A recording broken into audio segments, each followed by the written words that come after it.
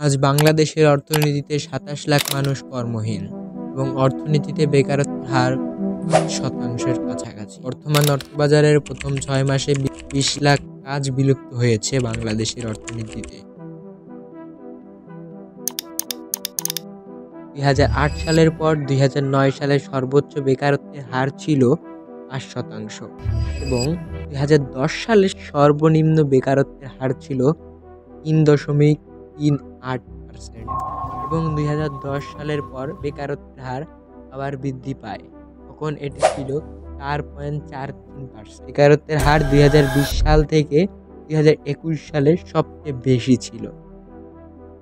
২০২২ সালের ৩১শে জানুয়ারি প্রথম আলোয় প্রকাশিত হয় প্রতিবেদন দুবেলা ভাতের বিনিময়ে পড়াতে চাই।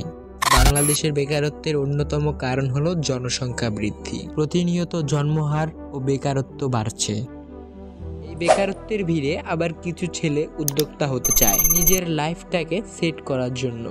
২০১৯ সালে করোনা মহামারীর পর থেকে ব্যবসা মার্কেটিং অনেক জনপ্রিয় হয়েছে। মানুষ চাকরি ছেড়ে ঘরে বসে ব্যবসা করতে চায়।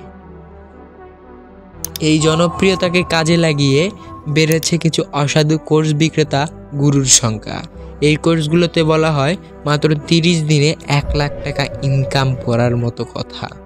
এই ফাঁদে পড়ছে লাখো তরুণেরা। নিজেদের বানানো স্ক্রিপ্টিং, সফলতার গল্প ইত্যাদির প্রলোভন দেখিয়ে তারা একটি ট্র্যাপ তৈরি করেছে। দ্রুত বড়লোক হতে চায় না বাকি, সকলেই চায়। এর মাঝে ভেঙে যাচ্ছে লাখো তরুণদের আশা, স্বপ্ন, বিশ্বাস হয়ে পড়ছে মাদকাসক্তিতে লিপ্ত। সব থেকে বড় কথা, ভেঙে যাচ্ছে তাদের আশা।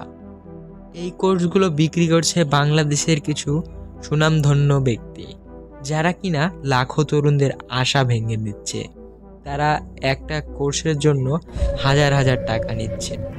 এই টাকাগুলো অনেকের ধার করা টাকা, যে টাকা দিয়ে হওয়ার কথা ছিল বাবার চিকিৎসা কিংবা পড়ালেখার খরচ চালানোর, সেই টাকা কেড়ে নিচ্ছে এক নিমিষেই তারা।